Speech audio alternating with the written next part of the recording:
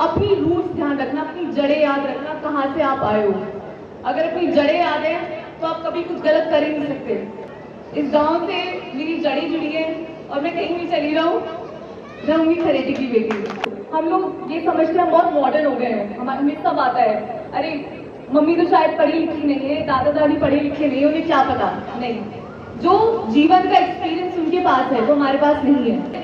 बस मेहनत करते रहो, एक दिन ऐसा आएगा कि भगवान भी सोचेगा इसने बहुत मेहनत करी है, अब इसको तो फल देना पड़ेगा। मुझे नहीं पता मैं इतने सारे प्यार और लव की वर्दी हूँ या नहीं, पर जो आप सब यहाँ पे आए हो और मुझ पर इतना प्यार न्यौछावर किया है, मुझे दिल में इतनी खुशी हो रही है कि मैं इसे जाहिर नहीं कर सकती।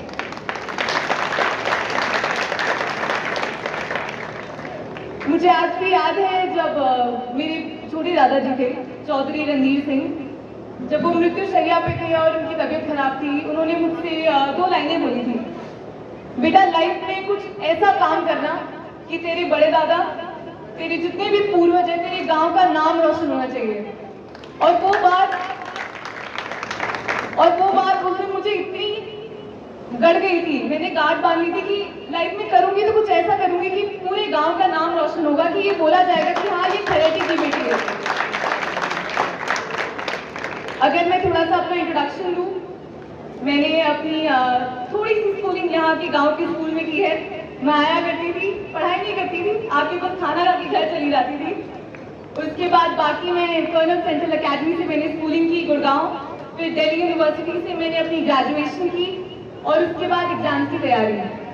मैंने सबसे पहले ओटी एग्जाम क्लियर किया। मैं ओटी की ट्रेनिंग की 2 महीने के लिए, जो लेफ्टिनेंट के लिए थी, और उसके बाद मेरा एक और रिजल्ट आया और मेरा वो भी क्लियर हो गया। मेरा असिस्टेंट कमांडेंट में सिलेक्शन हो गया था सीआईएसएफ में। तो मुझे लगा अरे ये तो और अच्छा है, तो मैंने वो छोड़ दिया कि चलो सीआईएसएफ करते हैं। उसके बाद मैंने पहले एक और एग्जाम दिया था एयरफोर्स का, और आई थिंक भगवान चाहती थी कि मैं यहाँ जाऊँ, और फिर एक और रिजल्ट आया और मेरा ऑल इंडिया में रैंक 2 आई एयरफोर्स के लिए। और मुझे 1% भी डाउट नहीं हुआ कि मुझे करना चाहिए नहीं। मुझे पता था कि हाँ ये वो सर्विस है जहाँ मुझे जाना है, जहाँ मैं चाहती हूँ कि अपने देश को सर्व कर सकूँ। मैं कहूँगी कि ये सफलता सिर्फ मेरी नहीं है। अगर कोई बच्चा सफल होता है वो उसकी सफलता नहीं है, वो उसके माँ बाप, उसके चाचा, उसके दादा दादी, उसका पूरे परिवार, बुआ फूफा, जो भी उसके आसपास थे, वो सब मिलके उस बच्चे को सफल बनाते हैं। मैं कहूँगी जब भी मैं किसी से मिलती थी, परिवार हो गया, आसपास, हर इंसान से मिलने पे मुझसे एक प्रश्न पूछा जाता था, पढ़ाई कैसी चल रही है, कौन सा एग्जाम, ठीक है बेटा मेहनत करते रहो, असफलता आएंगी, वो तो आनी ही है, पर उन असफलता से खुद को रोकना नहीं है, बस मेहनत करते रहो। एक दिन ऐसा आएगा कि भगवान भी सोचेगा इसने बहुत मेहनत करी है, अब इसको तो फल देना पड़ेगा। और मैं अपने लिए ये बात को बहुत सच मानती हूँ। जब मुझे एक साथ 3 नौकरियां मिली और मुझे ये ऑप्शन मिला कि ये करूँ या ये, तो मुझे बातें याद आती थी जो घर पे मुझे बोली जाती थी कि बेटा मेहनत कर, एक दिन इतने सारे तेरे सामने ऑप्शन खुले होंगे ना कि तू खुद कंफ्यूज हो जाएगी कि मुझे करना क्या है लाइफ में। तो ये मेरे लिए बहुत प्राउड का मोमेंट है कि मैं यहाँ आके ये चीजें बोल रही हूँ। मुझे लगता है कि फ्लाइंग ऑफिसर बनना बहुत एक शुरुआत है, बहुत छोटी सी चीज है। बड़ी बात यह है कि मुझे एक अपॉर्चुनिटी मिली है, एक अवसर मिला है कि मैं भारत को सर्व कर सकूं, अपनी मातृभूमि के लिए कुछ कर सकूं। हर इंसान कुछ ना कुछ करके कंट्रीब्यूट करता है अपने देश की तरफ, पर हमेशा से मुझे अंदर से कुछ था कि कुछ ऐसा करूंगी कि अपनी जॉब के थ्रू मैं अपने देश को प्राउड फील करा सकूं, उनको पे बैक कर सकूं। और आई थिंक ये job being a flying officer मेरे को वो अपॉर्चुनिटी देगा कि मैं वापस दे सकूं।